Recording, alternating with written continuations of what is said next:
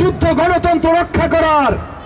তবুও আমরা আমাদের যতগুলো দফা দিয়েছি পরিষ্কার করে দিয়েছে কতখানি জনবান্ধব সরকার হবে আমাদের আগামী সরকার।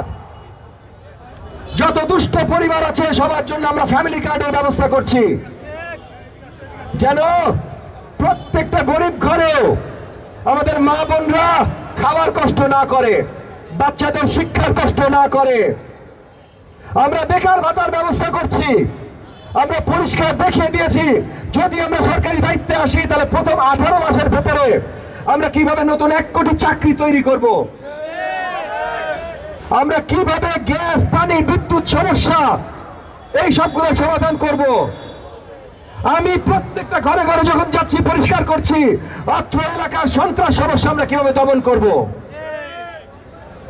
জনাব তারেক রহমানের সরকার পুরো বাংলাদেশের কোথাও সন্ত্রাস হইতে দিবে না, জিরো টলারেন্স সন্ত্রাসের প্রতি।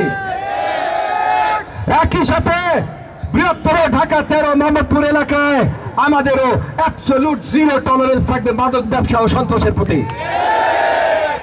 এই এলাকায় কোনো চাঁদাবাজি হবে না, এই এলাকায় কোনো জমি দখল হবে না, এই এলাকায় কোনো মাদক সন্ত্রাস হবে না।